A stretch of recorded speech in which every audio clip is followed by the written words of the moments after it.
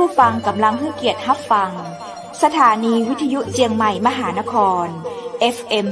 107.25 เมกะเฮิรตซ์อันดับต่อจากนี้ไป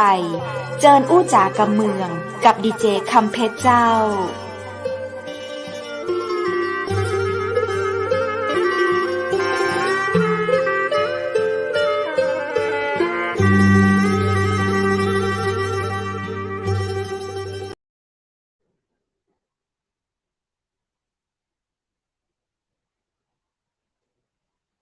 สวัสดีเจ้าสวัสดีคุณผู้ชมที่ฮักและคือตึงหาจัดนักนะเจ้ายินดีต้อนรับเข้าสู่รายการอู้จากกำเมืองตังเชียงใหม่มหานครแพร่ภาพออกอากาศจากอาคารวังสิงห์คำอำเภอเมืองจังหวัดเชียงใหม่เจ้าคุณผู้ชมที่ฮักและคือตึงหาเจ้าวันนี้วันดีจัดนักเนอวันปีใหม่เมืองเจ้าวันที่13เมษายน2565เจ้ากู้ปีนั้นวันที่13เมษายนนี้จะเป็นวันที่คนเมืองเหนือเฮาเนาะเตรียมที่จะได้ต้อนรับกับลูกหลานเหลนที่ปิกมาหาป้าเฒ่าแม่มอนป้าอุ้ยแม่อุ้ยก็ชื่นอกชื่นใจนะเจ้า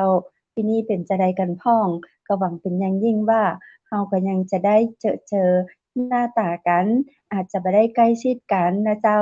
อู้จากันไปทางโทรศัพท์พ้องตั้งแอปตั้งลิงก์ตั้ง LINE ตั้ง Facebook YouTube อีก็ได้เนาะบ่เป็นหยังยุคใหม่เขาก็ตวยไปเปิ้นไปคือตันกันละกันเปิ้นฮ้องยุคดิจิทัลหรือยุคดิจิทัลก็มีนะเขาก็อู้ไปเจ้าเอาให้มันเปิงเนาะแต่จะได้ก็จะไปลืมกำเมืองเหนือบ้านเฮานะเจ้าวันนี้ปิ๊กมาอู้มาจากันข้าเจ้าดีเจคำเพชรดีเจวูดทีมงานจังใหม่มหานครเจ้ากินข้าวแรงแล้ว 20:00 ถึง 21:00 นก็เชิญแขก VIP มาอู้มาจา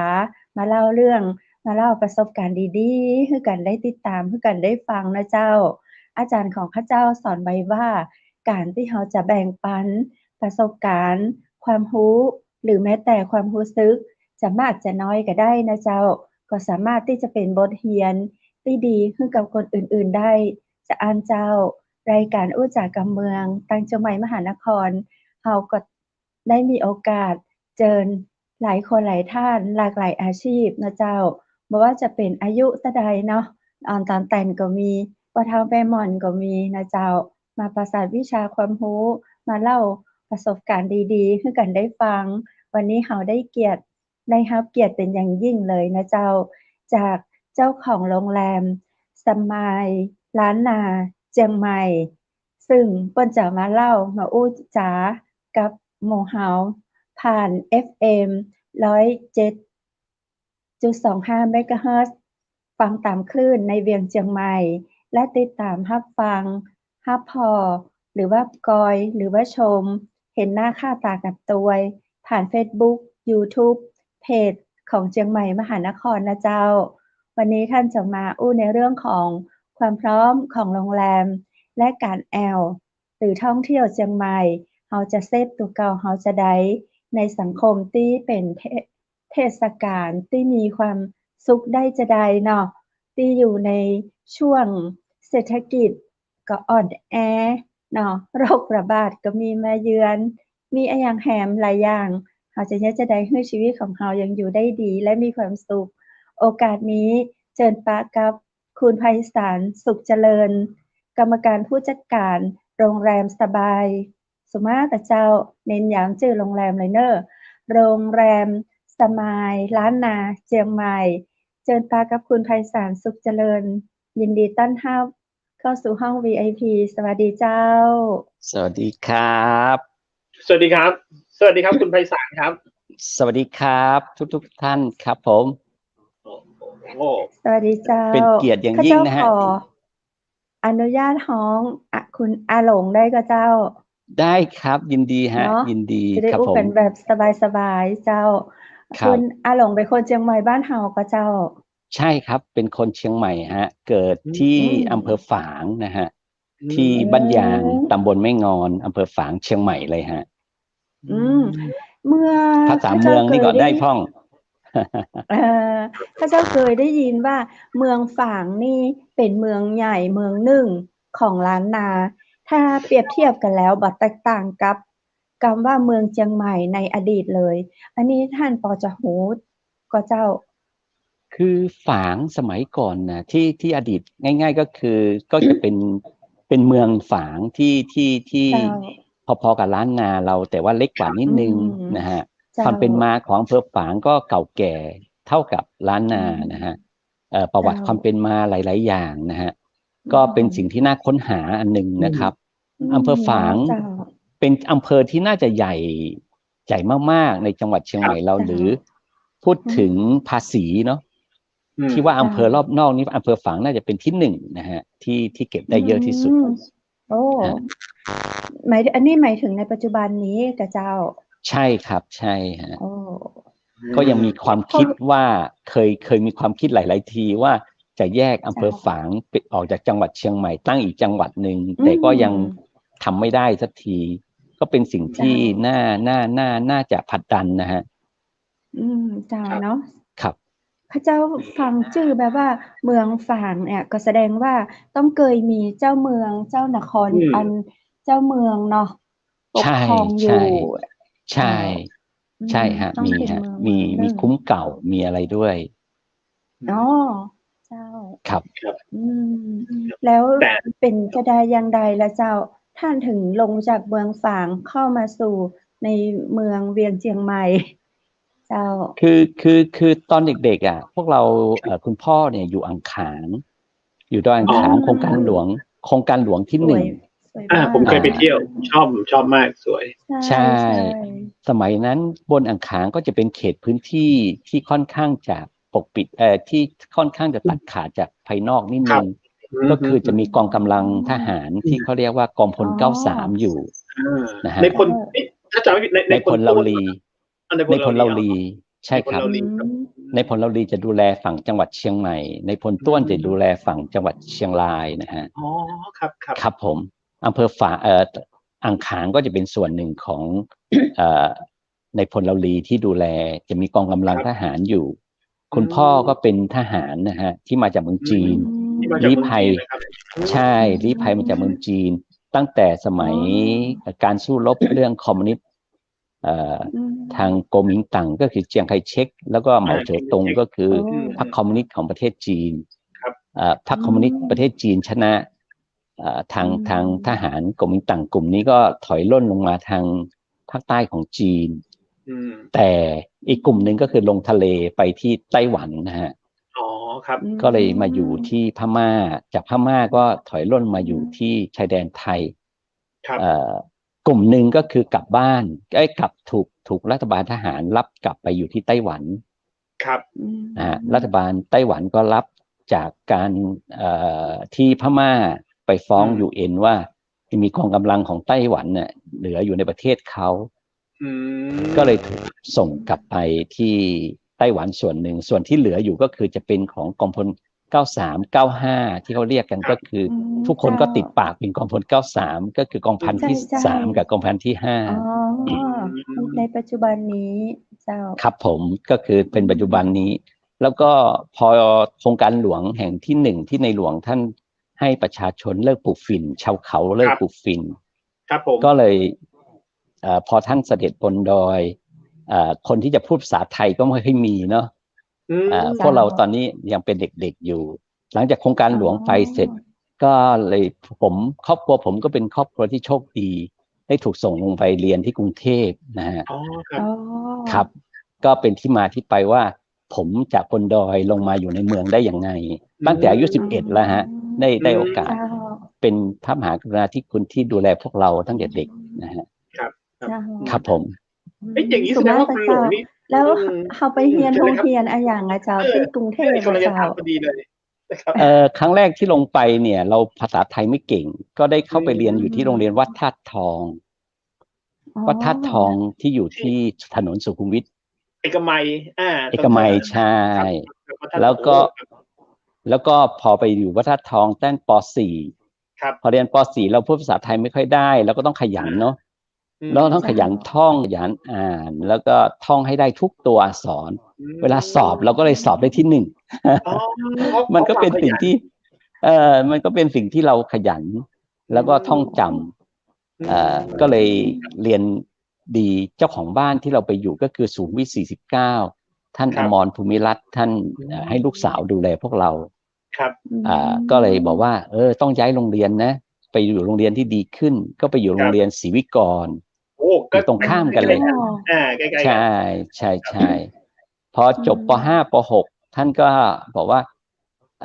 ต้องมีเพื่อนฝูงที่เรามาอยู่จากบนดอยพูดง่ายๆเนาะเราต้องมีพรรคพวกบ้างมีเพื่อนฝูงบ้างก็ส่งไปเรียนอัสสัมศรีราชาอัสสัมชัญศรีราชาก็เลยเป็นที่มาว่าผมก็เลยได้โอกาสใช่ได้เพื่อนเยอะพอจบม.3 อัสสัมศรีราชาเสร็จท่านก็บอกว่าต้องกลับมาอยู่ในเมืองจะได้มีเพื่อนเป็นนักพ่อค้านักธุรกิจก็ไปเรียนเซนคาเบียนโรงเรียนดีๆในกรุงเทพทั้งนั้นเลยนะครับใช่ราคาด้วยนะแพงๆเลยก็เป็นโชคดีฮะที่พวกเราได้รับจากผู้มีพระคุณนะฮะที่ดูแลพวกเรา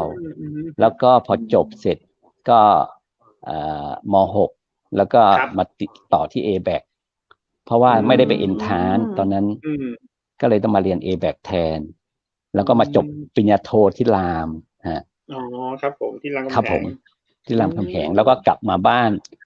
มาเป็นอบต.สมัยแรกที่มีอบต.ตอนนั้นนะฮะเพราะว่าไปเรียนจบมาใช่ไหมฮะพูดง่ายๆคือแถวนี้แถวบนดอยหรือว่าบ้านรอบนอกเนี่ยค่อนข้างคนที่เรียนสูงมาน้อยนะฮะเราก็มีโอกาสผู้นำท้องถิ่นใช่ก็มาดูแล12 ปีมาอยู่อบต12ใช่ผมครับ12 ปีเสร็จแล้วก็ทำช่วยโครงการหลวงบนอ่างขางด้วยอย่างนู้นอย่างนี้ก็ผลักดันหลายๆโครงการนะฮะที่ไปเราสามารถพัฒนาหมู่บ้านต่างๆแล้วก็จนถึงวันหนึ่งก็คือท่านนายอำเภอกฤษดาบุญลาภเป็นนายอำเภอฝางให้ดูแลเรื่องรับส่งคุณครูอาสาจากอ่างขางจากกรุงเทพมาสอนที่โรงเรียนราชประชานุเคราะห์30ที่ไม่อายครับก็คือคุณครูสมศรีสอนภาษาอังกฤษตอนนี้ที่ดังๆก็คือผมก็รับส่งรับส่งแล้วสุดท้ายก็เลยกลายเป็นว่าเราแต่งงานกันแล้วผมก็ออกจากอบต.ครับผมโรแมนติกมากๆนะครับรับส่งไปรับส่งมาแต่งงานกันเลยนะครับแล้วก็ไปอยู่กรุงเทพก็ลาออกจากอบต.แล้วไปทำธุรกิจเกี่ยวกับการศึกษาก็คือโรงเรียนสอนภาษาอังกฤษคุณครูสมศรีฮะที่มีสาขาอยู่ทั่วประเทศเรามีสาขาเกือบ20 กว่าสาขาใช่ครับไปเรียนตัวไว้เลยใช่แล้วไงต่อครับผมหลังจากนั้นครับทำโรงเรียนเสร็จแล้วก็พอทำโรงเรียนได้20 กว่าปีฮะ20 กว่าปีเสร็จแล้วก็ถึงจุดหนึ่งคิดว่าพอละก็เลยคุณครูสมศรีก็เอาลง YouTube ให้นักเรียนเรียนฟรีเราก็เริ่มปิดโรงเรียนเสร็จเพื่อทำกิจกรรมคือเป็นเหมือนกับว่าสิ่งที่เราได้มาจากโอกาสของสังคมที่ให้เรามาเนาะมีหลายๆอย่างที่เราได้แล้วก็ที่สำคัญที่สุดก็คือใช่เราก็ต้องกลับคืนบ้างก็เลยเริ่มทยอยปิดโรงเรียนมา6 ปีที่แล้วเราก็เอาลง YouTube นักเรียนเข้าไปเรียนใน YouTube ฟรีเนี่ยคอร์สนึงมีประมาณล้านกว่าคนถึง2 ล้านคนนะฮะตอนนี้ที่สถิติที่เราได้จาก YouTube ครับก็หลายๆคนก็บอกว่าคนมาเรียนเยอะก็จะได้ค่าโฆษณาจาก YouTube คือจริงๆเราไม่เคยรับค่าโฆษณาจาก YouTube เลยเพราะว่าเราไม่อยากให้มีโฆษณาขึ้นแต่สุดท้ายตอนนี้ YouTube ก็หาว่าเราไปลงใช้ของเขาแล้วเขาไม่โฆษณาเขาไม่ได้เงินเขาก็เอาไปโฆษณาไปแทรกเรานิดหน่อยครับเขาเคยมาติดต่ออยู่แต่ว่าโฆษณาของเขาค่อนข้างจะเซนซิทีฟนิดนึงกับเด็กเราก็เลยไม่รับเงินนะฮะทุกวันนี้เราก็ยังไม่เคยรับเงินไม่ได้บาทเดียวจาก YouTube นะฮะอันนี้ก็เป็นสิ่งที่เราอยากจะทำครับแล้วพอถึงจุดนั้นพวกเรา2 คนก็เลยคิดว่าอยากจะเกษียณตัวเองแล้วกลับมาอยู่บ้านก็เลยมาทำโครงการปลูกป่าถวายพ่อหลวงตอนที่ท่านในหลวงรัชกาลที่9สวรรคต เราตั้งเป้าไว้ที่100 ไร่ อืม 2 คนก็กลับมาปลูกป่าที่บ้านที่ฝางนะฮะ ครับ ที่บ้านเกิดของเราเอง แล้วก็ทยอยปลูกป่าปลูกอะไรซื้อที่ดินชาวบ้านที่เขาปลูกข้าวโพดเลื่อนลอยเนาะที่เขาเรียกกัน แต่มันอยู่ที่มีน้ำเขาเรียกต้นกำเนิดของน้ำเนาะ ครับ เราก็ไปซื้อเสร็จแล้วก็มาปลูกป่าตอนนี้เป็นปีที่6ปีที่7แล้วแล้วก็มีตาน้ำตอนนี้ชาวบ้านมาต่อน้ำไปกินประมาณ 1,000 กว่าครัวเรือนโอ้โหเราก็ให้ใช่เราปลูกป่าแล้วก็น้ำมันก็จะเยอะขึ้นอะไรอย่างเงี้ยก็จะมีน้ำขึ้นตามธรรมชาติของยิ่งมีป่าเยอะก็จะยิ่งมีน้ำเยอะขึ้นนะครับผมใช่แล้วไงต่อครับผมคุณไพศาลแล้วก็ตอนนี้ก็เลยว่าพอดีได้ซื้อที่แปลงที่อยู่เชียงใหม่เนี่ยที่อยู่ติดคูเมืองเมื่อก่อนเป็นปั๊มน้ำมันตรงนี้ครับเราซื้อที่ไว้8-9 ปีที่แล้วฮะ9 ปีแล้วปีนี้เป็นปีที่9ครับเราซื้อที่ไว้เราก็เลยว่าจะเกษียณตัวเองมาอยู่เชียงใหม่แล้วก็เลยว่าจะทำธุรกิจอะไรดีหรือจะทำอะไรที่เราคิดว่าตอนที่เราแก่แล้วเอาง่ายๆเนาะวางแผนอนาคตแหละง่ายๆมีอะไรทำนิดๆหน่อยๆแล้วก็หาคนมาบริหารอะไรอย่างเงี้ยพอซื้อที่ตรงนี้เราได้เสร็จเราก็มาคิดแล้วเพื่อนๆหลายคนญาติพี่น้องที่อยู่เชียงใหม่ทุกคนก็บอกว่าเมื่อ5 ปีที่แล้วนี่บูมมากก็คือการท่องเที่ยวถูกไหมครับใช่ครับเชียงใหม่นี่เป็นที่เมืองที่ทุกคนที่อยากจะมาดูวัฒนธรรมประเพณีนะฮะโดยเฉพาะคนจีนตอนนั้นกำลังบูมมากที่เชียงใหม่มีหนังอยู่เรื่องนึงมาถ่ายทำกลับไปแล้วก็กลับไปเชียงใหม่บูมอยู่แล้วนี่ยิ่งบูมเข้าไปใหญ่เลยใช่ทุกคนก็แสดงความคิดเห็นว่าน่าจะทำเป็นโรงแรมเราก็เลยมาวางแผนว่าจะทำยังไงพอดีช่วงนั้นก็ไปอบรมกับอาจารย์ยักษ์เพราะเรามีเวลาเริ่มมีเวลาที่เราปิดโรงเรียนไปอบรมกับอาจารย์ยักษ์แล้วก็อาจารย์ยักษ์ก็มาเปิดอบรมศูนย์ที่ที่สัมปะตองที่เชียงใหม่ชื่อว่าฐานธรรมสัมปะตอง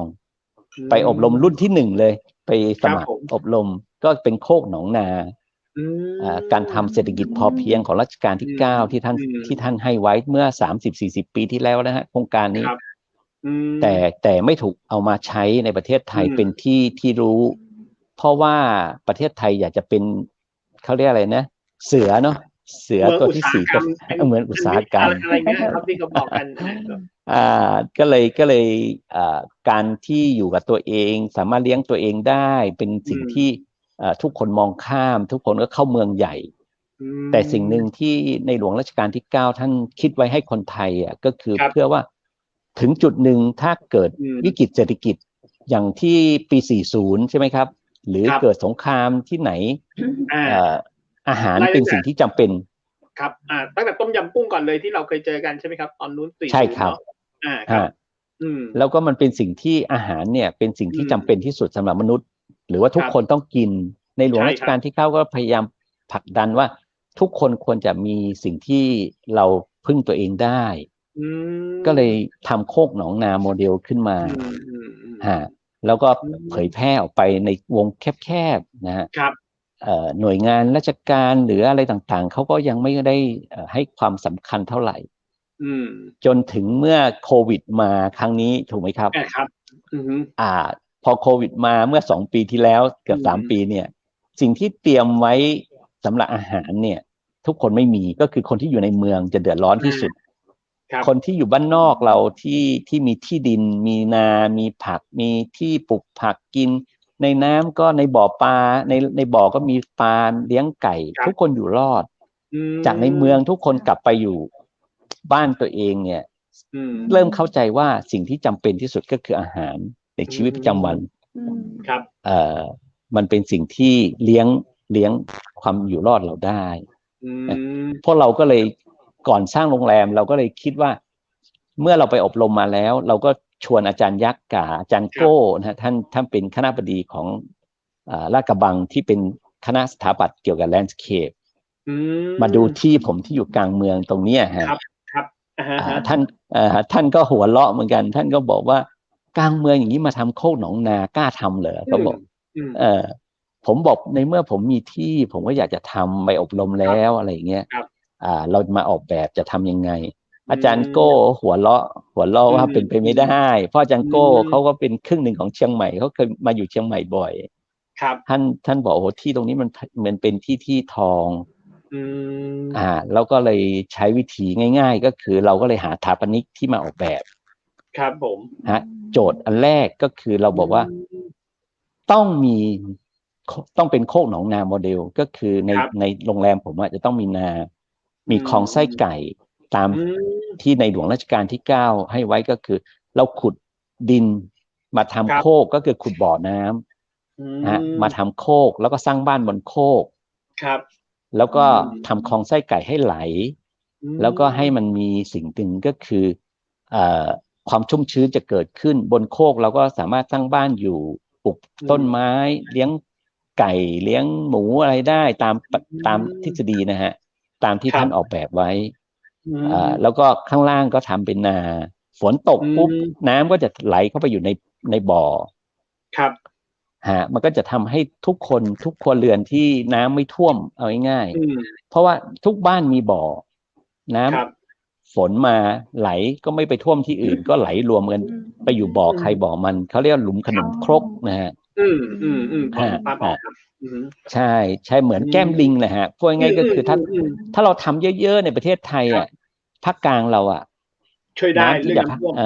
เรื่องน้ำท่วมก็คือไหลไปเสร็จทุกคนก็เก็บในที่ของตัวเองนะฮะ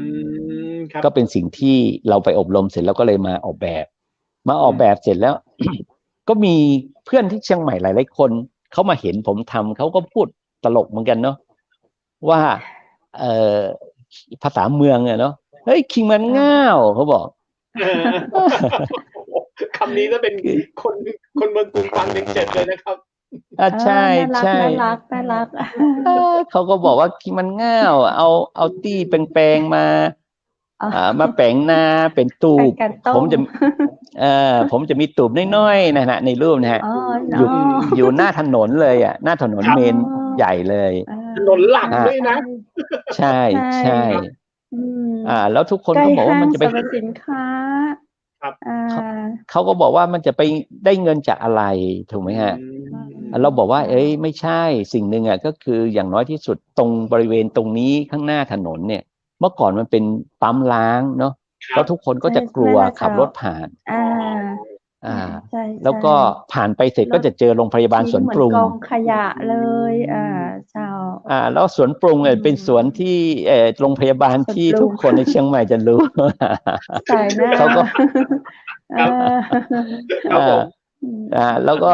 มันก็เป็นสิ่งหนึ่งแต่ว่าพอเราออกแบบเสร็จสิ่งที่เราสร้างออกมามันตอบโจทย์ทุกอย่างของความเป็นอยู่ของคนเชียงใหม่อันนึงก็คือเราสร้างทัศนียภาพขึ้นมาคนที่ขับผ่านทุกคนจะเดี๋ยวมองอันแรกทุกคนต้องมองถ้าเห็นโรงแรมเนี่ยนะครับทุกคนต้องมองเลยแหละใช่ทุกคนจะมีความรู้สึกเฮ้ยมันคืออะไรอย่างเงี้ยแล้วก็คนเชียงใหม่ส่วนใช่คนเชียงใหม่ส่วนมากทุกคนบางคนเดินเข้ามาผมก็ภูมิใจอันนึงนะคนเชียงใหม่ที่มีอาวุโสหน่อยที่เขาจะชอบมาออกกำลังกายที่สวนปรุงเนาะที่สวนบัวหาดออกกำลังกายที่สวนบัวหาดจะอยู่ตรงข้ามสวนบัวหาดตรงข้ามโรงแรมผมเขาเดินมาหาผมตอนเช้าประมาณสัก8-9 โมงเขาก็มาขอบคุณเขาบอกว่าเจ้าของโรงแรมคือใครขอคุยหน่อยเขาบอกขอบคุณมากนะที่มาสร้างโรงแรมแบบนี้ในเมืองเชียงใหม่เราแล้วก็ทำให้ทัศนียภาพหลายๆอย่างแล้วหลังจากโควิดที่ผ่านมาเนี่ยเราก็บริการดูแลเซฟนะฮะเซฟทุกคนที่เข้ามาอยู่แล้วก็พนักงานผมก็ยังไม่มีว่าจะเลิกจ้างอะไรเงี้ยเราก็อยู่ด้วยกันพี่น้องกลายเป็นพี่น้องหรือว่าเป็นครอบครัวมันก็เป็นสิ่งที่ต้องคิดกันน่ะผมกลายเป็นว่าโรงแรมผมก็ได้เปรียบก็คือเรามีพื้นที่ที่สีเขียวเยอะเป็นที่โล่งแล้วก็ไม่มีแอร์ระหว่างทางเดินเป็นตึกที่มีต้นไม้คนที่เขาดูรูปเสร็จเขาดูรูปเสร็จทุกคนก็จองโรงแรมผมมาครับเห็นรูปนี่คืออยากมาเลย ใช่มันก็เป็นสิ่งที่ได้เปรียบตอนนี้นะ ครั ฮะ บ พูดถึง อืม ในจำนวนโรงแรมเชียงใหม่ที่ดังๆหลายโรงแรม ครับ เขาก็มีที่ดีๆทุกคนก็มีหมดนะฮะ ก็จะ เพี มี ยงแต่ แนว ผม ทางที่แตกต่างกันเนาะ ใช่ อืม ของเรา ครับ ก็จะได้เปรียบในส่วนนี้นิดนึงนะฮะ ครับครับ ครับ คุณ ผ ไพ ม ศาลครับผมถามนิดนึงอย่างผลตอบรับของนักท่องเที่ยวที่เขามาสัมผัสบรรยากาศของโรงแรมแล้วเนี่ยส่วนใหญ่ให้ฟีดแบ็กกับเราว่ายังไงบ้างครับผม คือสิ่งแรกเนี่ยทุกคนจะมีความรู้สึกที่ผมสัมผัส หรือว่า อืม ผมจะเป็นคนดูแลอยู่ทุกอย่างเลยตอนนี้ เหมือนกับผมเป็น GM ด้วยเป็นผู้จัดการทุกแผนกเลยผู้จัดการแผนกผมไม่มี จะบอกว่าเบร เมื่อก ที่แบบว่า กี้เห็นดำนาด้วย นี่คือเหมือน เมื่อกี้ ทำงาน เห็น จริง นะ จังเลยนะ ใช่ นะครับครับผมเชิญเลยครับผม เพราะว่าสิ่งที่ฟีดแบ็กกลับมาผมจะเป็นคนที่ไปคุยกับทุกคนที่มาพักกับผมเกือบทุก ค่ะ โต๊ะนะฮะ ครับโอ้ แล้วก็ เคย อันหนึง เค ก็ ยไป คือ แล้วก็เคยเจอตัวจริง อืม ครับ แล้วท่านเป็นคนแบบสบายมากอ่ะดีเจวูเจ้าท่าน ครับโอ้ คุย ดีจัง กับ ครับ ทุก ครับ ค ผม นคุยกับทุกคนจริง ๆ เสิร์ฟเองนะคะ กาแฟ อะไรอย่างเงี้ยค่ะ นี่มี ครับ กาแฟ แล้ว กาแฟที่ผมปลูกที่สวนผม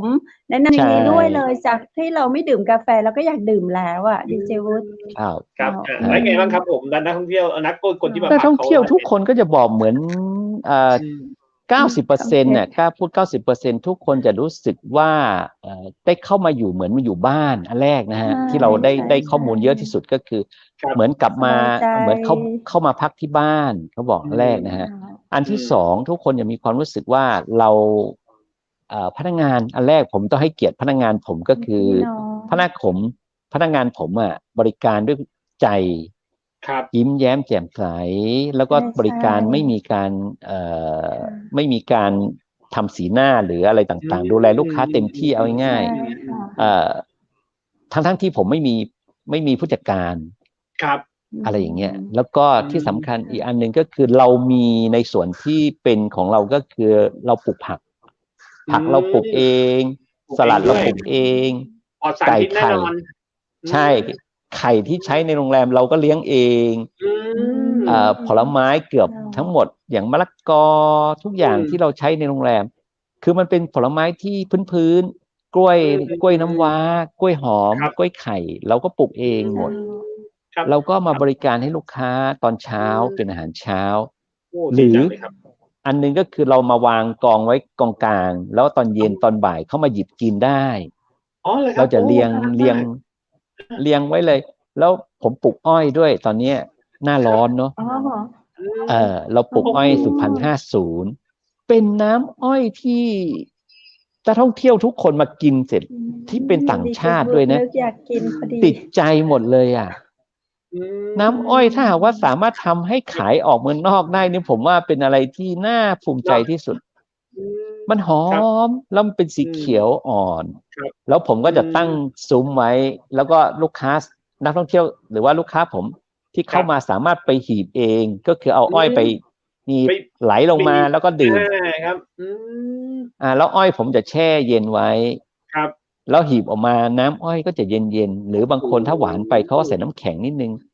ครับ ผมมีบริการตั้งแต่เช้าจนถึงกลางคืนก็จะมีวางอยู่ โอ้โหนี่เดี๋ยวพอพูดนี่คืออยาก ไปเลยใช่ไหม ดื่เลยนะครับผมเพราะว่า ก็ต้องมาฮะต้องมา แล้วก็เมื่อกี้เ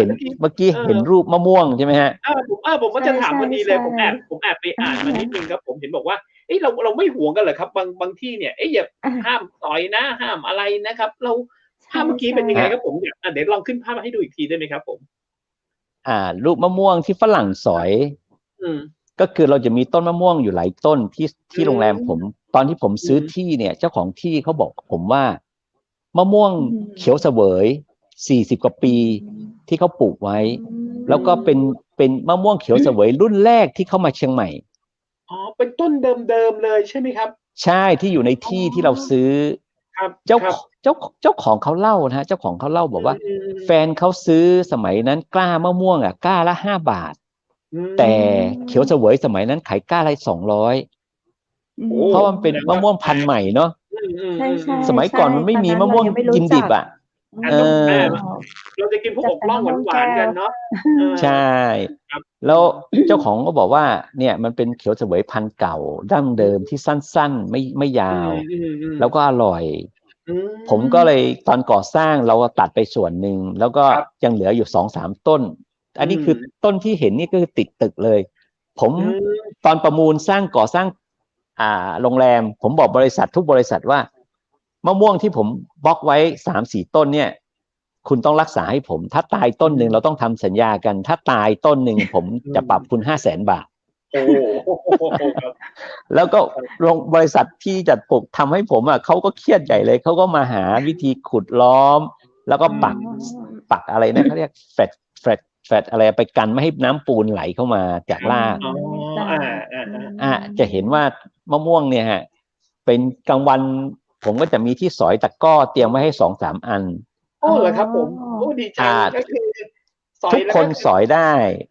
คนที่พักอยู่ในนี้แล้วก็มาปอกกินกันเองเขาปอกไม่เป็นพนักงานผมก็จะปอกให้อะไรอย่างเงี้ยฮะเมื่อพอดีไม่มีรูปตอนกินมะม่วงเขาสนุกกันมากเลยนะฮะแล้วอีกอย่างหนึ่งฝรั่งเขาไม่เคยกินมะม่วงดิบเขาบอกว่ามะม่วงดิบจะเปรี้ยวแต่พอเราปอกให้เขากินเสร็จเขาตกใจตอนแรกเขาจะชิมแค่นิดเดียวพอเขาชิมคำแรกเสร็จชิ้นแรกเสร็จเขายกไปทั้งจานเลยเขายกไปทั้งจานไปวางที่ข้างๆสระแล้วก็เขานั่งกินของเขาคนเดียวคนอื่นก็เลยต้องปอกให้คนอื่นอีกคนละจานใช้วิธีอย่างนี้ผมถามนิดนะคุณไพศาลผมเห็นโรงแรมของทางคุณไพศาลแล้วเนี่ยคือจริงๆแล้วเราไม่จำเป็นเราคือธรรมชาติเดิมๆเนี่ยก็เราก็สามารถอยู่ร่วมกันได้อยู่ในทุกวันนี้ใช่ไหมครับไม่ใช่ว่าโอ้โหทุกอย่างต้องแบบต้องทำเป็นตึกอย่างเดียวเลยอย่างเมื่อกี้เท่าที่ผมเห็นเนี่ยธรรมชาติที่เราเคยเห็นเมื่อตอนเด็กๆอย่างเงี้ยเราก็สามารถอยู่ร่วมกันได้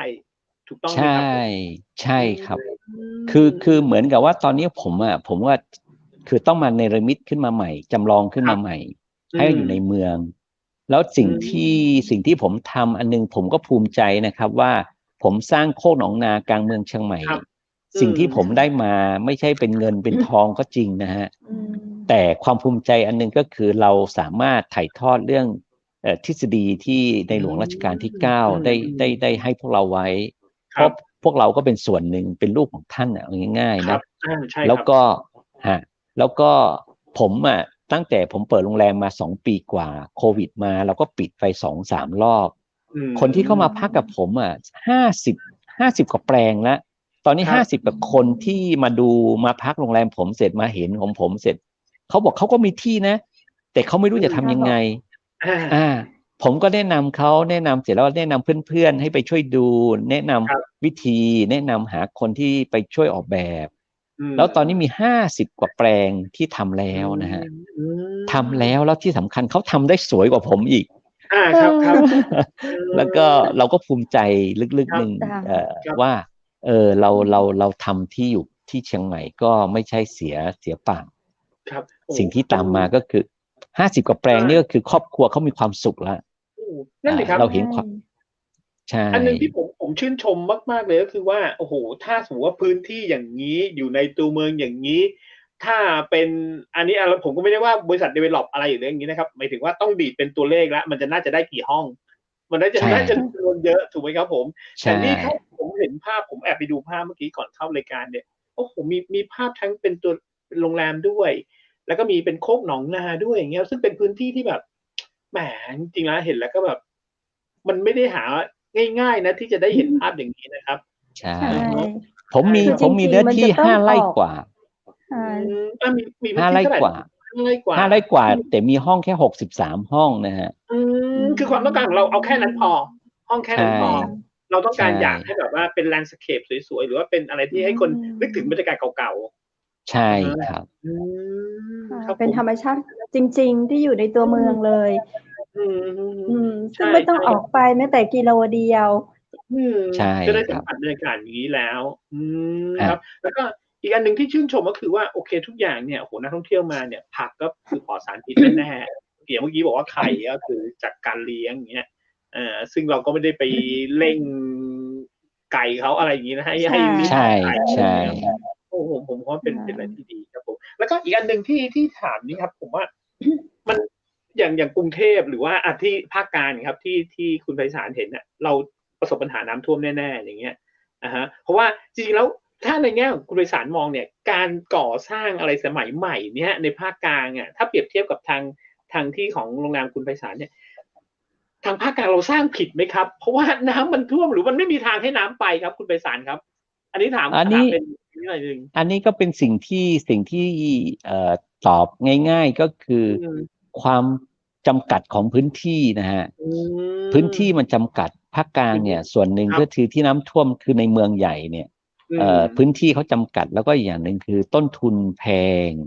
ครับแล้วก็เขาก็ต้องลงทุนแล้วก็อยากได้ทุนคืนแต่สิ่งหนึ่งที่ผ่านมาก็คือเราก็คงจะเป็นโทษใครก็คงจะยากอันหนึ่งก็คือเราไม่ได้วางแผนระยะยาว20ปี10ปีเหมือนหลายๆที่เขาวางแผนผังเมืองว่าคุณจะสร้างได้กี่ชั้นจากเชียงใหม่ที่ผมกลับมาอยู่ได้2ปีกว่า3ปีเราก็ยังภูมิใจว่าเชียงใหม่เขาวางผังเมืองอันแรกก็คือ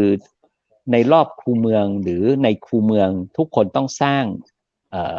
การก่อสร้างต่างๆได้กี่ชั้นนะฮะพื้นที่สีเขียวที่กำหนดไว้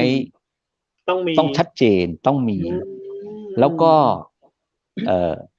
ไม่ใช่บอกว่าทุกคนสร้างเต็มพื้นที่สีเขียวไม่มีอะไรอย่างเงี้ยเขาเรียกอะไรคนไทยอันนึงก็คือก็ยังยึดติดที่การใช้คำว่าศรีถนนชัยที่เขาชอบเรียกกันเนาะที่ชอบอ้างกันก็คือขอเข้าใจเลยครับก็ให้ผ่านไปก่อนอะไรอย่างเงี้ยไอ้ทำไมคนนี้ทำได้นั่นก็ผ่านไปก่อนอะไรเงี้ยแล้วค่อยว่ากันแต่พอบังคับใช้กฎหมายจริงๆมันก็ผิดกันเกือบ80%น่ะมันน่ากลัวตรงนี้ฮะว่าลูกหลานเราอ่ะที่สำคัญรุ่นหลานเราจะมีวัฒนะเราจะมีทรัพยากรที่หลงเหลือให้เขาบ้างไหมนั่นเลยครับหรือไอ้ที่น่าสงสารก็คือผมทำนาในที่ผมถูกไหมในโรงแรมผมเด็กนักศึกษาหรือพนักงานที่จบใหม่ที่มาพักที่โรงแรมพอดีผมไปส่งไปเช็คอินเสร็จแล้วก็เข้าห้องตอนเดินไปเด็กๆเขาจะถามว่าคุณไพศาลอันนี้หญ้าอะไรอย่างเงี้ยทั้งที่มันเป็นต้นข้าวข้าวที่เราปลูกแล้วมีรวงข้าวแล้วเขาบอกสวยดีเขาบอกหญ้าอะไรสวยดีโอ้ยมันเป็นอะไรมันไม่ใช่ครั้งเดียวไงมันไม่ใช่ครั้งเดียวนะมันมีคนถามผมบ่อยมากมันเป็นสิ่งที่ตอบกลับมาว่าสังคมเราเกี่ยวกับการศึกษาหรือการรักษาวัฒนธรรมทั้งที่เรากินทุกวันเนาะเรากินข้าวทุกวันแต่เขาไม่เคยเห็นต้นข้าวเนี่ยมันเป็นสิ่งที่คนในเมืองมาจากกรุงเทพอย่างเงี้ยมันเป็นสิ่งที่น่าคิดนะน่าคิดครับว่าอนาคตจะอะไรขึ้นอย่างเงี้ยครับโอ้โหนี่แบบนี่เอาแค่น้องๆที่มาฝึกงานอย่างที่คุณไพศาลบอกนะใช่ก็เลยว่าได้อธิบายเขาไหมครับผมให้เขาเข้าใจแล้วพอเขาเข้าใจเขาจะได้รู้ไหมว่าข้าวที่เขากินนี่คือต้นกำเนิดเป็นอธิบายสิ่งหนึ่งก็คือผมให้เขาอันแรกก็คือให้เขาเข้าไปดูใกล้ๆแล้วให้เขาไปจับเสร็จแล้วก็เขาก็จะมีความรู้สึกว่าอันนี้คือรวงข้าวเราอธิบายไปเรื่อยๆอันนี้เป็นยังไงแล้วเราต้องไปทำยังไงกรรมวิธีต้องไปสีข้าวหรือว่าไปตำหรือไปเอาเปลือกออกแล้วก็จะเป็นเม็ดข้าวอย่างเงี้ยแต่พอเขาไปจับเสร็จเขาจะเข้าใจอันนึงก็คือนี่คือต้นข้าวอะไรอย่างเงี้ยมันเป็นคือเยอะนะฮะเยอะถ้าเกิดเขาได้เห็นอย่างน้อยก็จะทำให้ทุกวันนี้เขาก็คงเวลาจะกินข้าวเหลือแล้วทิ้งเนี่ยเขาก็คงจะตระหนักที่นิดนึงนะอย่างสมัยรุ่นเราเนี่ยพ่อแม่เราก็จะสอนว่าให้กินหมดแม้แต่เม็ดเดียวก็ไม่ให้เหลือนะครับเดี๋ยวจำได้เลยว่าศพร้องไห้อย่างเงี้ยผมจำได้เลยว่าตอนสมัยผมเด็กๆเนี่ยเขาก็บอกว่าตอนถ้าสมมติอยู่วัดอย่างเงี้ยถ้าเรากินข้าวเหลืออันเนี้ยแล้วก็คือท่านเจ้าว่าจะให้แบกเมล็ดข้าวไปทิ้งน้ำให้ดังตูมอย่างเงี้ยแล้วได้มากินข้าวแล้วกินเม็ดอันนี้เป็นบรรยากาศของเราครับแต่ผมชอบนะไอเดียของทางคุณไพศาลที่แบบว่าถ้าเกิดแบบใครอยากสัมผัสบรรยากาศเก่าอย่างเงี้ยตอนแต่ หลังๆเนี่ยหมายถึงว่าคนไทยเราก็เริ่มให้ความสำคัญนะครับคุณไพศาลถ้าเกิดคุณไพศาลมองในแง่นี่ใช่ไหมครับว่าคนอยากจะเข้ามาสัมผัสบรรยากาศอย่างเงี้ยเยอะไหมครับผมถ้าตอน เย นี้ อะ คนไทย เยอะ อืม เยอะแล้วตอนนี้ที่พวกเราจะอยู่ในกลุ่ม ครับ ของโคกหนองนาหรือในกลุ่ม อืม ของเอ่เศรษฐกิจพอเพียงของ อืม อาจารย์ยักษ์เนี่ยจาก ครับ ตอนนั้นอาจารย์ยักษ์ท่านทำสถิติไว้ก็คือปีหนึ่งเพิ่มแค่ไม่กี่แปลงก็เป็นหลักร้อยหรือหลักพันแปลงที่ทำโคกหนองนา ครับ แต่พอเจอโควิดรอบนี้2 ปีผ่านมาเนี่ยปีหนึ่งเพิ่มขึ้นเป็นหมื่นนะฮะ โอ้เหรอครับ เป็นหมื่น เริ่เยอะเลย สมาชิกเป็นหมื่นใช่ตอนนี้เรามีสมาชิกเกือบ2-3 แสนแล้วฮะ ครับ จากทั่วประเทศที่กระจายออกไปยิ่งภาคอีสานกลับไปเยอะมาก อืม ภาคอีสานกลับไปคือจากที่โควิดครั้งนี้2 ปีกว่าเนี่ยบางคนที่ต้องกลับบ้านเสร็จก็ไปศึกษาไปเรียนรู้ไปอบรมที่ไหนเปิดอบรมก็ไปอบรมไปเรียนรู้แล้วก็กลับมาทำโคกหนองนาอีสานเจริญความเติบโตของการทำโคกหนองนามากที่สุดในประเทศไทยตอนนี้ โอ้ครับคือแสดง เป็นที่น่า โควิดนี่แสดงทำให้เขารู้แล้วว่าจริงๆแล้วด้วยพื้นที่ไม่ต้องใหญ่มาก แต่ถ้าบริหารจัดการดีๆคุณก็สามารถเลี้ยงตัวเองและเลี้ยงครอบครัวได้ใช่ไหมครับผม ใช่ แนวคิดอย่างนั้นอ๋อ ใช่ ครับผม บางคนทำที่เขาบอกว่าไร่ละแสนปีหนึ่งอ่ะได้1 ไร่อ่ะทำได้100,000 บาท มันเป็นเรื่องจริงตอนนี้มีคนทำใช่แล้วอยู่บ้านไม่เคยใช้เงินเลย ไม่ต้องใช้เงินออกไปเลยใน1 วัน หรือว่า1 อาทิตย์ที่จะต้องซื้ออย่างอื่นก็คือซื้อน้ำมันนิดหน่อย ซื้อเกลือซื้ออะไรนิดหน่อยแค่นั้นเองอย่างอื่นนี่แทบไม่ได้ใช้เงิน จริงๆก็ไม่ได้ เขา ซื้ สามารถอยู่ได้ เนาะ ใช่ ครั้งหนึ่งก็ใช้บางทีเป็น2 อาทิตย์อะไรอย่างนี้ ใช่ ครับ มันเป็นสิ่งที่ตอบโจทย์นะฮะพูดง่ายๆคือกลายเป็นส่วนหนึ่งที่ผมเองก็เติบโตจากเมืองเนาะในกรุงเทพตั้งแต่เด็กเรากลับมาสู่ทุกคนก็อยากจะกลับบ้านไปอยู่แล้วก็อยู่รอดด้วยตัวเองก็คือพอมาเรียนรู้เรื่องศาสตร์พระราชาเศรษฐกิจพอเพียงโคกหนองนาโมเดลต่างๆโคกหนองนาตัวเนี้ยมันตอบโจทย์คนไทยที่สุดกล้าพูดได้ว่าที่สุดสำหรับคนรอบนอกไม่ว่าจะเป็นภาคไหนๆในประเทศไทยด้วยนะครับผมว่าจริงๆแล้วศาสตร์อันเนี้ยใช้ได้ทุกๆภาคของประเทศไทยทุกๆพื้นที่ของประเทศไทยเลยนะใช่ครับครับผมแล้วก็คนที่ไปทำทุกคนก็ประสบความสำเร็จนะแต่กลุ่มที่ไม่ประสบความสำเร็จก็คือกลุ่มที่คาดหวังก็คือเขาเคยเข้าไปอยู่ในเมืองเขาอยากได้เดือนหนึ่ง200,000อยากได้เดือนละ50,000อย่างเงี้ยเขาเคยเป็นอย่างนั้นแล้วเนี่ยสิ่งหนึ่งตัวเนี้ยก็จะไม่ตอบโจทย์เขาเท่าไหร่เพราะว่าการทำพวกนี้ต้องใช้เวลาถูกไหมฮะเราก็ต้องใช้ความอดทนแล้วก็ต้องใช้วิธีก็คือค่อยๆศึกษาไปอย่างที่ท่านได้พูดไว้อ่ะก็คือเดินทีละก้าวกินข้าวทีละคำนะฮะช้าๆแต่มั่นคงโอ้จริงๆแล้วศาสตร์นี้เนี่ยผมว่าประยุกต์ใช้ได้แบบในทุกๆหลายๆอย่างในทุกหลายๆอย่างของเรานะครับคือถ้าเปรียบเทียบไปก็คือพูดว่าอยู่กับสิ่งที่เรามีนะครับผมนะแล้วเราก็ใช้สิ่งที่ให้มีประโยชน์ที่สุดอย่าไปจะต้องลงทุนเอาเงินอนาคตมาซื้อนู่นซื้อนี่หรือว่าอะไรเงี้ยเพื่อจริงๆแล้วเราไม่ใช่จริงๆนี่เห็นด้วยเลยครับจริงๆแล้วโอ้โหถ้าเกิดใครได้ฟังเนี่ยอย่างที่บอกว่าคุณมีพื้นที่เนี่ยแค่1 ไร่เนาะอันนั้นคุณ1 ไร่ของคุณเนี่ยมีคุณค่าต่อคุณมากมายนะไม่ใช่ว่าผมเคยเห็นหลังๆมีอยู่ช่วงนึงเท่าที่ผมเคยฟังมาครับพอได้พื้นที่จากพ่อแม่แบ่งปุ๊บขายมาอยู่กรุงเทพก็ประสบความสำเร็จในชีวิตกลับไปก็ไม่ได้แล้วครับเพราะว่าที่ขายไปแล้วอย่างเงี้ยใช่อันนี้เป็นสิ่งที่น่าเศร้าฮะนะครับตอนนี้ที่เคยศึกษาแล้วก็ที่เคยได้ข่าวที่ภาคกลางของเราถูกต่างชาติซื้อที่ไปเยอะมากเพราะว่าเขาไม่มีข้าวนะฮะเขาก็ใช้วิธีตั้งบริษัทใช้นอมินีซื้อทุ่งนาเราแล้วเครื่องจักรมาทำแล้วก็พอเกี่ยวข้าวเสร็จอะไรเสร็จเขาก็ส่งออกก็ไปส่งออกไปในประเทศเขาแล้วก็เป็นบริษัทเขา มันก็เป็นสิ่งที่โอ้ที่น่าต้อง คิด ตระหนักเลยนะ เข้าใจ อืม ครับ เดี๋ยววันหลังเขาก็ตีตากลับมาขายให้เราแพง ผมว่าใกล้เคียงแล้วล่ะครับผมนี่ผมคุยกับคุณไพศาลไปนะครับ ผมแอบมองภาพข้างหลังคุณไพศาลนะแล้วผมชอบ ครับ มากตรงที่บอกว่า มันเหมือนบ้านผมที่ต่างจังหวัดมากเลยนะเป็นอย่างนี้เลยนะครับ ที่บ้านผมนี่มีร้านหมูอย่างนี้เลยนะมีร้านอย่างนี้ ครั นะ บ คุณเพชรที่บ้านที่นครสวรรค์นะครับ จริงเหร แล้วเรา อ จะขึ้นบ้านเนี่ยก่อนหน้านั้นเราจะขึ้นบ้านมัน ค่ะ จะต้องมีอ่างไว้สำหรับล้างเท้านะครับ ผมนะ อ๋อ เราจะขึ้นบ้านแล้ว อืม อ่า คือที่บ้านเนี่ยอันนี้พอผมเห็นบ้านนี้แบบผมคิดถึงเลยครับผม อันนี้เป็นภาพจากไหนครับคุณไพศาลผม คือภาพนี้เป็นภาพวาดที่เราบอกคนที่วาดที่เชียงใหม่เป็นนักวาดคนหนึ่งที่ชื่อคุณสามารถเนี่ยเขาจะเป็นวาดลายเส้นแล้วก็วาดธรรมชาติแบบนี้ โอ้สวย แล้ว มาก เพื่อนผมก็แนะนำเสร็จแล้วเขาก็มาคุยกับผมก็อธิบายว่าความเป็นมาของผมเป็นยังไงความเป็นอยู่ของเราเป็นยังไง ครับ คือมันมีเรื่องเล่าอันนึงก็คือเดี๋ยวผมจะพาเดินดูภาพข้างหลังเนี่ยก็คือแสดงให้เห็นว่าสมัยก่อนพวกเรา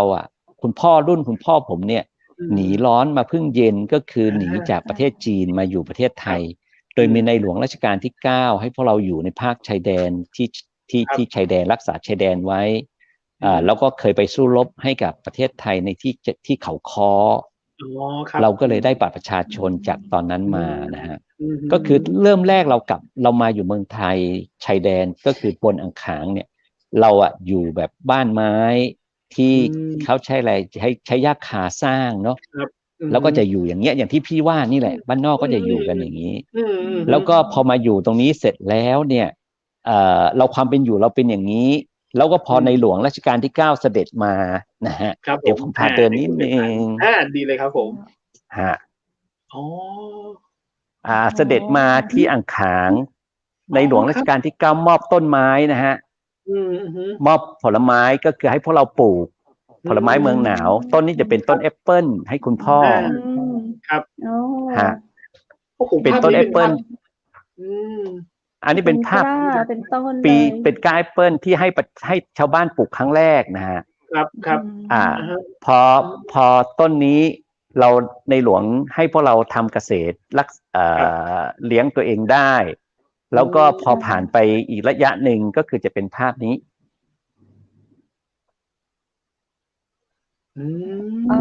ครับโอ้โหครับผมภาพนี้ข้างในก็จะเป็นสิ่งที่มียุ้งครับโทษทีไม่เป็นไรครับผมมียุ้งเห็นว่ามียุ้งข้าวหรือว่ายุ้งอะไรเขาเรียกใช่ไหมคะแล้วตรงที่จะเป็นสระน้ำหรือเปล่าครับหรือว่าเป็นอะไรครับผมหรือว่าเป็นพื้นดินหรือว่าเป็นนาข้าวครับผมอันนี้เป็นนาข้าวเป็นนาข้าวเขียวๆนี่เป็นนาข้าวนะครับผมใช่แล้วก็พอในหลวงท่านเสด็จมาเสร็จพวกเราก็อุดมสมบูรณ์ก็คือในยุ้งฉางมีทุกอย่างมีกินทุกอย่างนะฮะก็เลยทำให้พวกเรากินดีอยู่ดีครับโอ้โหนี่คืออาหารอย่างที่บอกว่าภาพนี้เนี่ยภาพนี้เนี่ยหมายถึงว่าทางคุณไพศาลก็จะบอกกับคนวาดเขาใช่ไหมครับแล้วเดี๋ยวเราบอกนะครับแล้วเขาก็จะอันนี้คิดใกล้เคียงกับให้เรากี่เปอร์เซ็นต์นะครับคุณไพศาลหรือว่า 100% เลยใกล้เคียงอย่างนี้เลยก็คืออันนี้คือจินตนาการของคนที่วาดที่จินตนาการให้เราว่าสิ่งที่เราเกิดขึ้นจากอดีตจนถึงปัจจุบันความเป็นมาของเราเป็นยังไงอะไรอย่างเงี้ยฮะแล้วก็แสดงให้เขาเห็นว่าเรามาจากไหนครับแล้วก็ภาพนี้ภาพกว้างๆก็จะเป็นอย่างนี้ครับโอ้โหนี่อย่างนี้นี่ยืนยันที่คุณไพศาลบอกได้เลยนะว่าเราเนี่ยเป็นเมืองอาหารจริงๆเนาะประเทศไทยเราเป็นเมืองผลิตอาหารจริงอันนี้ถ้าเราดูหลายๆที่ข้างนอกเงี้ยคือเมืองไทยเนี่ยยังไงเนี่ยเรายังเป็นพูดได้นะเรายังเป็นแหล่งอาหารของโลกด้วยนะครับเนาะใช่เรายังไม่เห็นคนไทยเลยยังไม่เห็นเด็กไทยแบบโอ้โหเหมือนอย่างประเทศอื่นเขานะครับแบบไม่มีอาหารการกินอย่างเงี้ยเพราะว่าคนไทยเรายังเป็นสังคมที่ยังอุดมสมบูรณ์ยังอุดมสมบูรณ์อยู่อย่างภาพเมื่อกี้ที่คุณไพศาลพาไปดูเนี่ยที่ภาพเมื่อกี้มีภาพแบบ พระเจ้าอยู่หัวในรัชกาลที่9ด้วยก็คือพระองค์ท่านเสด็จมาบ่อยครั้งไหมคะหลายครั้งที่อ่างขางหลายครั้งนะฮะที่อ่างขางหลายครั้งนะครับผม ครับ ดู คุณพ่อก็จะเป็น ท่านแบบ คนที่ แข็งแรง ดูแล มากเลย รับเสด็จท่าน อืม สมัยนั้น ครับ นะฮะ ผมม เมื่อปี 2513 นะฮะ ครับผม โอ้โห ครับ แล้วก็มีการถ่ายภาพเก็บไว้นี่ผมว่าอันนี้แหละคลาสสิกสุดๆเลย ครับ ภาพสมัยนู้นกี่ปีครับท่าน ใช่ 2513 ก็ประมาณ52 คื ปี อ เนาะ คือในภาพเมื่อกี้เป็นภาพพระองค์ท่านกับคุณพ่อเหรอคะ ใช่ใช่ โอ้ ใช่ ยเนาะ แล้วภาพถ่ายนี่หมายถึงว่าช่างภาพที่ตามเสด็จมาด้วยถ่ายเก็บไว้ ใช่ เหรอ ครับ สมัยนั้นเขาถ่ายเสร็จแล้วเขาจะเอามาให้อะฮะ อ๋อครับผมโอ้โหสมัยนั้นถ่ายภาพนี้ก็ไม่ใช่หาง่ายๆเนาะ ใช่ใช่ จะได้ ใช่ ภาพ อ จริง ร่อย นะ ใช้กล้องอร่อยแบบของอังกฤษอะเนาะ ใช่ อย่างนี้ ที่ถ่ายแล้วก็ อันนี้ ได้ พ ภา อ พ ฟังคุณไพศาลแล้วเนี่ยอย่างที่บอกว่าถ้าเกิดคุณไพศาลมองว่าตอนนี้เนี่ยถ้าเราให้แง่คิดของคนทั่วไปครับถ้าเราจะปรับไงอย่างช่วงโควิดเนี่ยโอ้โหทุกคนบ่นกันใหญ่เลยทุกคนบ่นว่าโอ้โหเศรษฐกิจไม่ดีเป็นอย่างงู้นอย่างนี้อย่างเงี้ยแต่จริงๆผมว่าคนส่วนหนึ่งเนี่ยที่เขาอยู่รอดได้เนี่ยเขาก็อย่างนี้ครับคืออย่างน้อยตื่นขึ้นมาฉันยังมีอะไรกินฉันยังมีไข่กินเอาง่ายๆคนไทยไข่เจียวไข่ดาวไข่อะไรเงี้ยได้ทั้ง3มื้อแล้วข้าวก็ยังมีแน่ๆอยากกินผลไม้มีผลไม้อยากกินผักมีอยากกินทุกอย่างมีไก่มีเนื้อสัตว์มีเรามีหมดทุกอย่าง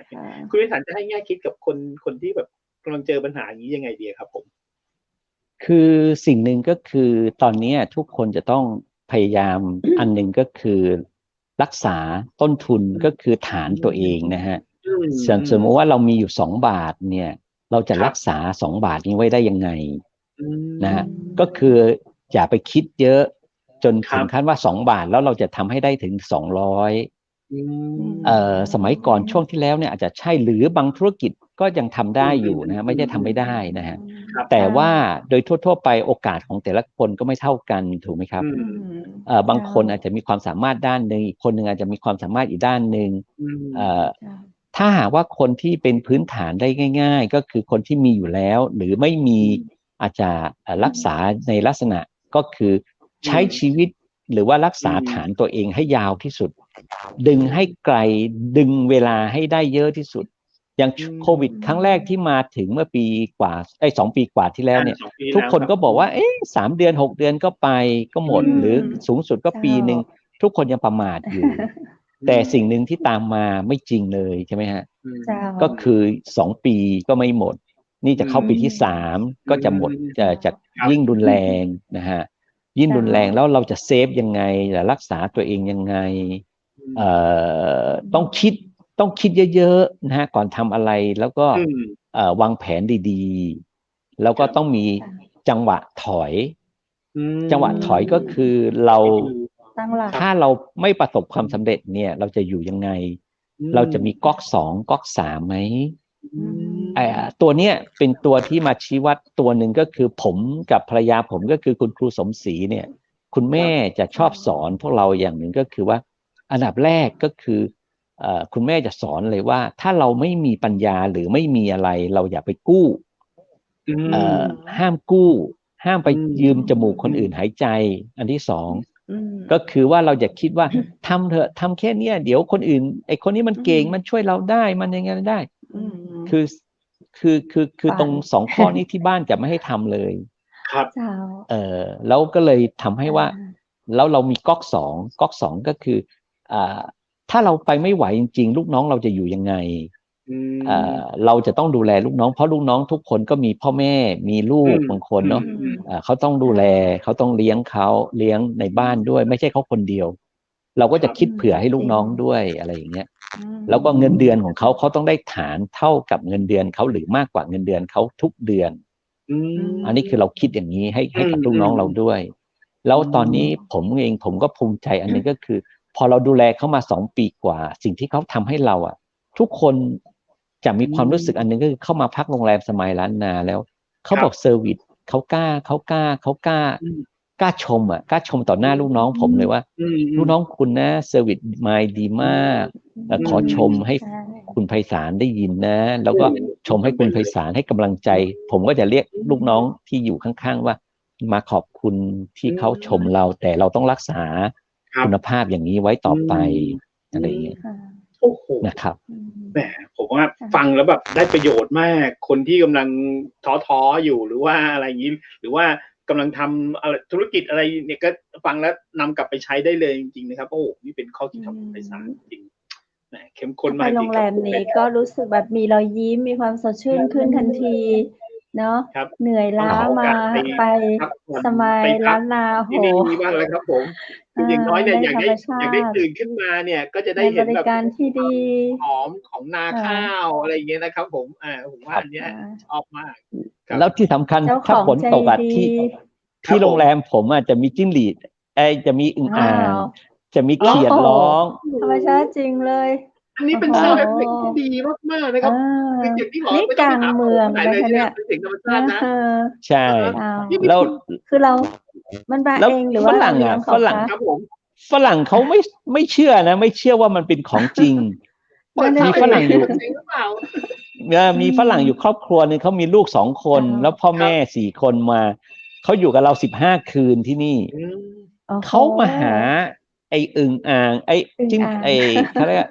อึ่งอ่างกับเขียดร้องเนี่ย อา ๆ เขา ๆ มาหาทุกคืนจนสุดท้ายเขาไม่เชื่อพนักงาน ไม่ ผม เจอ เขาไปที่เซเว่น อา เขาไปซื้อไฟฉาย อา เขาไปซื้อไฟฉายหาเครื่องที่ผมอะไปซ่อนไว้แล้วเปิดเสียง อา ให้มันออกมา อา เขาบอกเขาไม่เชื่อ อืม เพราะว่าเขาบอกเขาหาไม่เจอเสียงมาจาก เจ้า ตัวอะไร เขาบอก อืม ไม่ใช่เขียดแน่ แล้วพนักงานผมที่เป็นคนที่นี่ เขา พา จะ ไป รู้ หา ว่าการมองหาเขียดกับ อื หากบเนี่ย ม จะหายัง จะ ไง หายัง เขา ไง จะส่อง อา ส่องไปแล้วจะเห็นตา อื ใช่ไหมครับ ม อา แล้ว ค พอ รับ เขา ครับ พนักงานผมส่องเจอเสร็จแล้วก็ชี้ให้เขาดู ดูเสร็จเขาบอกไม่ใช่ แค่ตาแดงๆ 2 อัน พนักงานผมก็เอามือไปไล่ แล้วมันก็กระโดดหนี อืม เขาก็ตกใจ เจ้า เขาบอก นี่ โอ้ ของจริง เนี่ ไม่ ย ใช่ ข ข อ อง ง ปลอ จริ ม ง โอ้โฮ ต้องไปให้ได้ครับ ต้องขอมีโอกาสไป ครั เยี่ย บ มเยียนบ้างเลย ยิ คน รับ ดี ผม ครับ ยินดีต้อน ค รั รับ บ ครับ ชาว ผม ต่างชาติยังต้องมาขอพิสูจน์ด้วยตัวเอง อื ในชีวิตเขาอาจจะไม่เคยได้เห็นได้เจอเลยจริง ๆ เนาะ ผมว่า ค เมื รั อง บ นอกยิ่งยากเลย เมืองนอก ผมว่าเขา ใช่ เอาไม่ต้องถึงเมืองนอกหรอกครับ คุณไพศาล อา กรุงเทพนี่แหละ ครับ จะหาบรรยากาศอย่างเงี้ยยากมากๆแล้วอะครับ ใช ผม ่ อา เอางี้ถ้า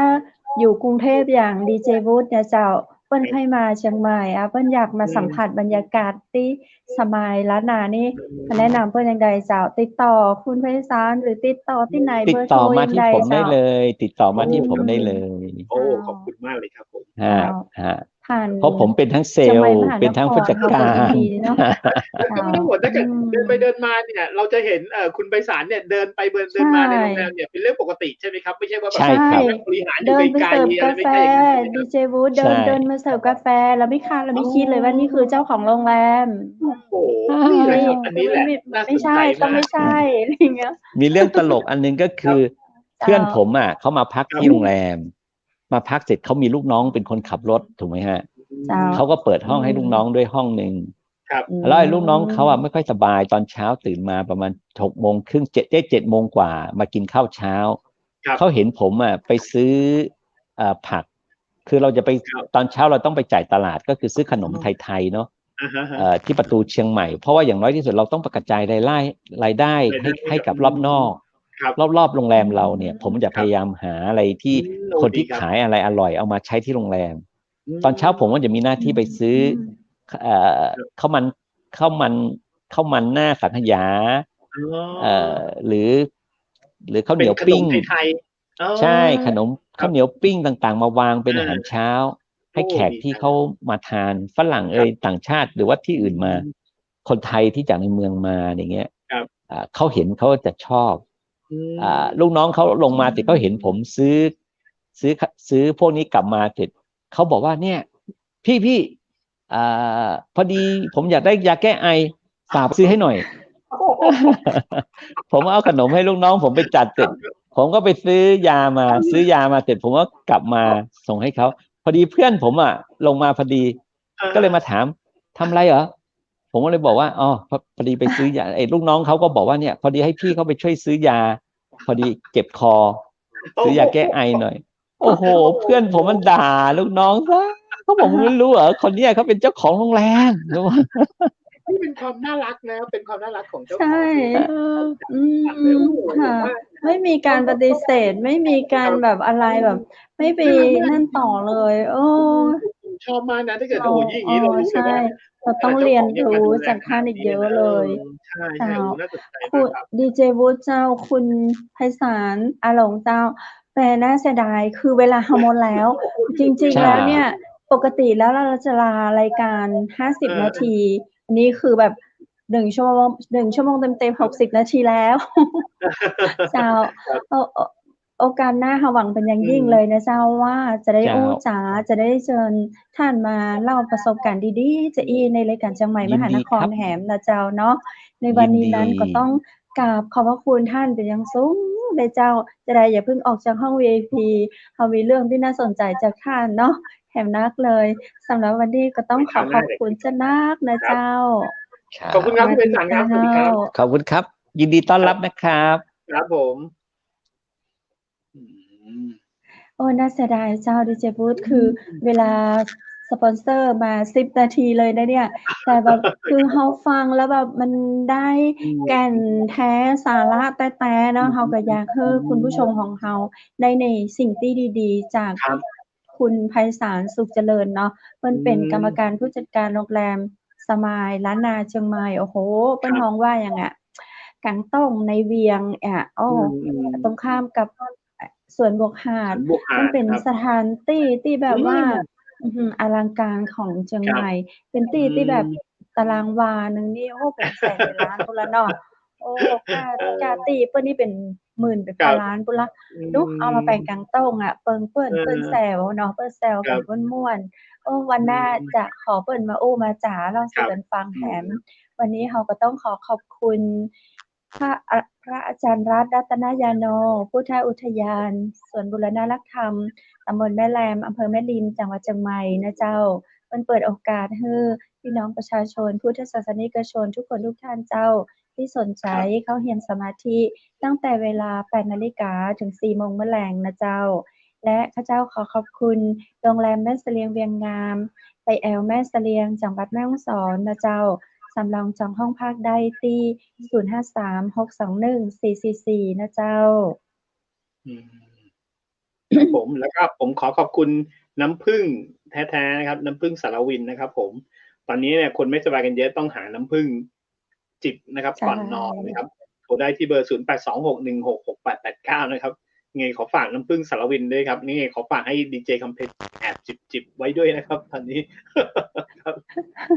เป็นห่วงครับด้วยน้ำผึ้งขอบคุณเจ้า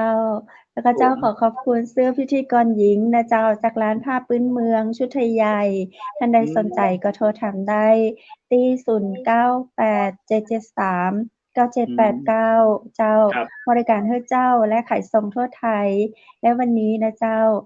เปิ้นฮ้องสังขารล่องแล้วเนาะคนเมืองเหนือก็ขอขอบคุณคุณผู้ชมที่ฮักทุกคนทุกท่านนะเจ้าคือข้อหามยามร้ายที่ผ่านมาในปีนี้โรคภัยไข้เจ็บต่างๆก็คือลอยไปกับสังขารเริ่มกันในปีใหม่เนาะเมื่อได้ปะได้เจอกับสิ่งที่ดีงามนะเจ้าทีมงานเชียงใหม่มหานครก็เป็นห่วงเป็นใยขอให้กำลังใจกับพี่น้องคนไทยคนต่างประเทศแฟนรายการทุกคนทุกท่านเนาะเราจะผ่านวิกฤตทุกวิกฤตไปด้วยกันจะได้พี่น้องแฟนรายการก็อย่าลืมติดตามรายการอู้จ๋ากำเมืองทางเชียงใหม่มหานครส่งความห่วงใยและกำลังใจสังคมไทยเราจะได้มีความสุขยิ่งขึ้นสำหรับค่ำคืนนี้ขอให้นอนหลับฝันดีราตรีสวัสดิ์เจ้าสวัสดีครับ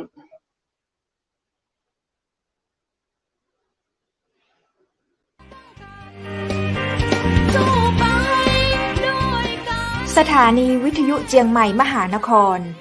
107.25 เมกะเฮิรตซ์ ขอแสดงความห่วงใยและเป็นกำลังใจให้ทุกท่านในช่วงการระบาดของโรคโควิด -19 ในครั้งนี้เพื่อลดความเสี่ยงควรสวมหน้ากากอนามัยทุกครั้งล้างมือเป็นประจำขอให้อยู่ที่บ้านให้นักที่สุดด้วยความปรารถนาดีจากหมู่เฮาเจ้าเจียงใหม่มหานครสนับสนุนโดยกาแฟโกแม็กคอฟฟี่และโรงแรมแม่เสรียงเวียงงาม โทร 053-621-444 และ 081-595-2883 เราจะฝ่าฟัน